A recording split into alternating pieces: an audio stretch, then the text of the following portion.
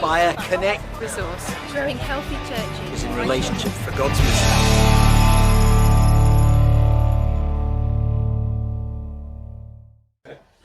So welcome everybody to one of our team meetings for the regional team for Southern Counties Baptist Association. We're at the meeting room for Southern Counties at Baptist House, so great to see you. We thought it'd be great to have a chance to say hello to not just the team, but particularly the newer members of the team. And as we started, and Simon, over to you first of all. Just tell us what role it is that you've been appointed to, and then what you've been noticing as you've started. Okay, thank you.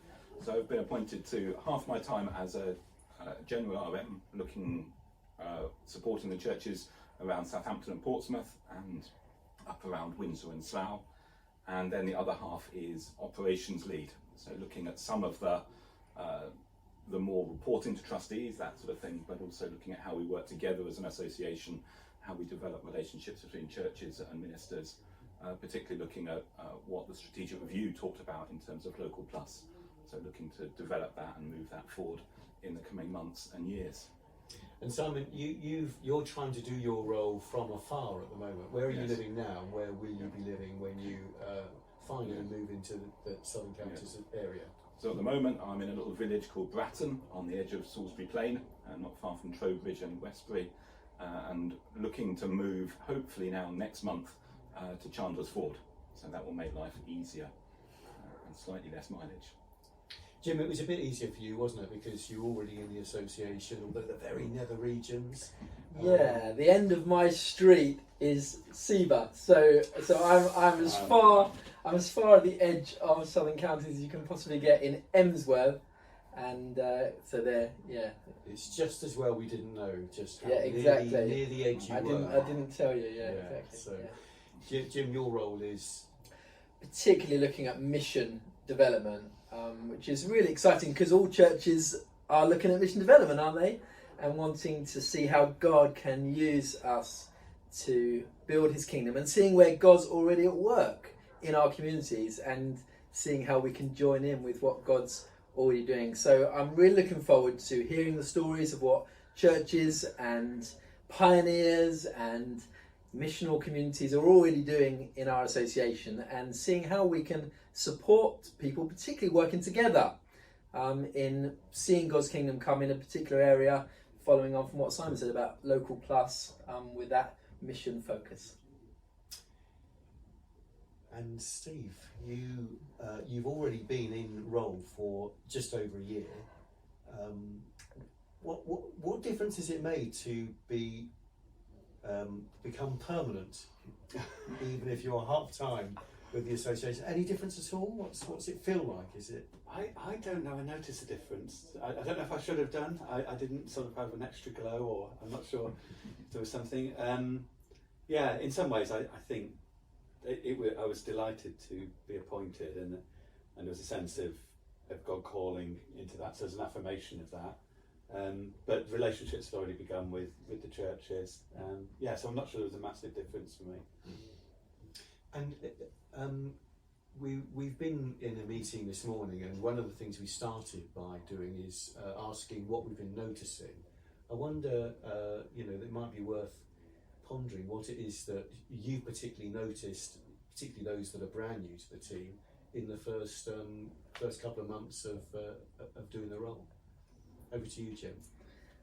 I think I've noticed that churches are finding that they're more willing to do things differently. Because of COVID, we all had to do things differently with Zoom meetings and everything else. So I think there's been a knock-on effect that churches are now used to thinking about doing things differently, and hopefully that can continue in thinking about the whole of church life differently and in more creative ways. And the pattern for you so far in terms of your role is that you've been going to meet with people. How does that work? How does someone know that Jim's available and we could have a chat? How does that get set up? Yeah, happy to meet with people. Obviously, I've particularly focused initially on meeting with the pioneers and some of the people who are particularly doing mission roles within the association. But obviously, I want to start to meet with churches and groups of churches and people who are keen to explore new ways of reaching their communities. But yeah, feel free to just drop us a line, an email, get in touch, and yeah. And Jim, this is a really naughty question, but in 3 years' time, as you look back, what would be of huge encouragement in terms of the way that you sense God has fulfilled something of what you hope for in you saying yes to this role? I would love to see a much greater sense of joined up thinking and joined up working. I think there's lots of amazing work that goes on, but it can be quite sort of different things being quite self-sufficient and people doing their own thing and doing it in a wonderful way. But I would love to see a greater sense of what is God saying to us as a region. What can people sense God is saying to them as a local kind of area or group of churches or people working together, and actually how can we be more smart at pooling our resources to notice the difference between a good idea and a God idea. And time is short, and I don't want to be doing things for which God hasn't asked us to do. There's no rewards in heaven for things God hasn't asked us to do. So what are the things that God is particularly asking us to focus on in these days, and responding to the culture as well, not just doing the things that we've always done? Yeah. Simon, you were nodding at some of what Jim was saying. Sounds like there were some resonances for you. Yeah, and certainly in terms of what I've been seeing is some great individuals, churches working in very challenging contexts, but also seeing signs of God's kingdom breaking out. Sometimes that might be hard to see and might need a little bit of intentional thought and recognition, because it's not that 50 people have come to faith in the last month, but it's people that are being supported through incredibly challenging practical situations or life circumstances, but in some situations are actually physically alive in a way that they might well not have been if they hadn't had that community around them. So that's been just so humbling, but also encouraging to see that. Claire, Simon's just been talking about people whose lives are really changed and touched. That's a whole area that you're passionate about, and of course one of the things that we've been particularly wondering about is how the cost of living crisis is affecting people in our communities. Where's that getting to in terms of any responses across the churches that might be made, and what we're wondering about as an association? Yeah, I often think that people need to, before they can almost hear the good news, they need to experience the good news. And I think that the crisis that's happening, the church has a real opportunity of helping people experience good news through how they kind of respond to their community's need. And I know the church is already doing so much, but it's like, is there a little bit that they could add on to it that enables people to flourish? And so whether that's like, if they're doing a toddler group, could they do a lunch or provide a lunch at the end of it, just a simple lunch, a soup and a roll, that just gives people that chance for community, but also a warmer space which they might not be able to have back at their own home, kind of thing. So I think it's a crisis and it needs to be taken really seriously, but I think God and the church can work brilliantly in a crisis. One of the things the association has decided to do is to make grants available for supporting those that actually are working in that way. Individual grants, warm spaces that include other things that are really important for people. So get in touch. Is that how we do it?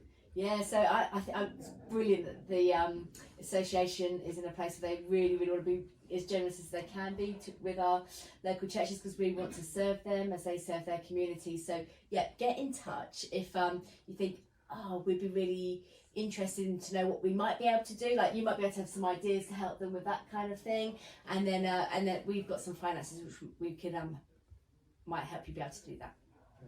Thank you.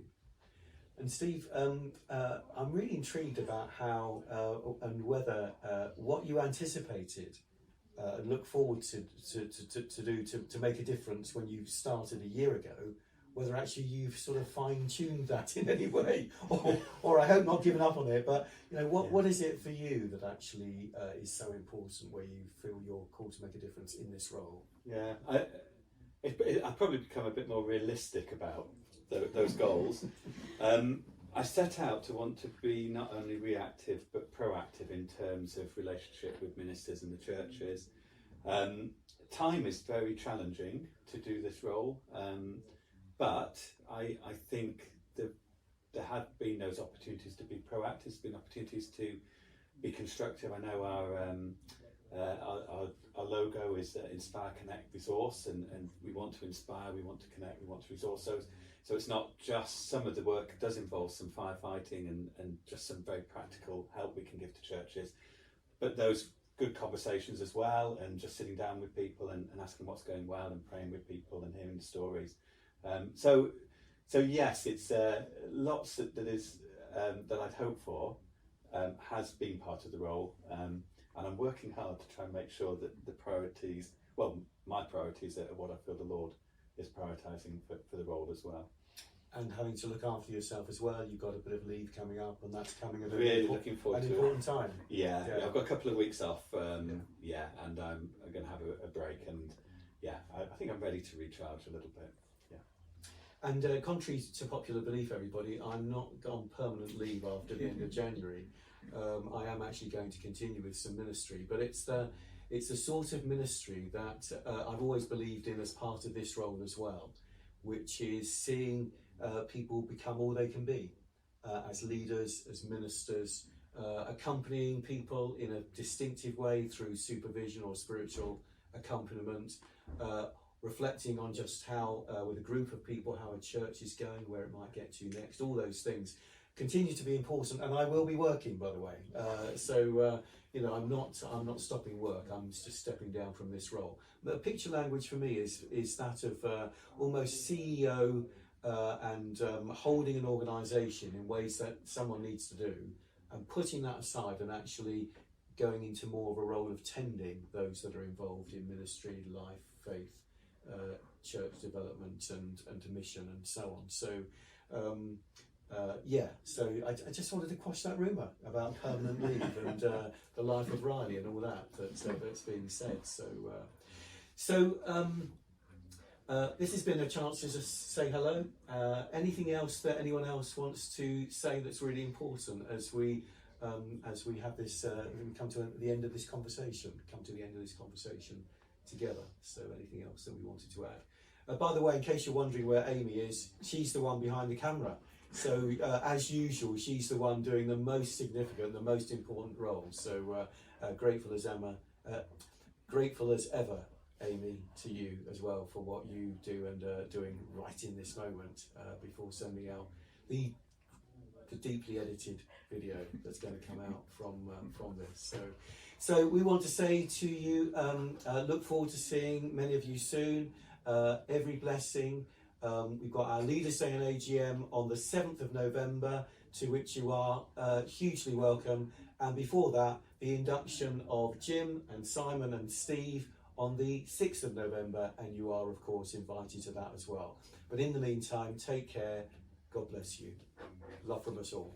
Cheers, everyone. Bye.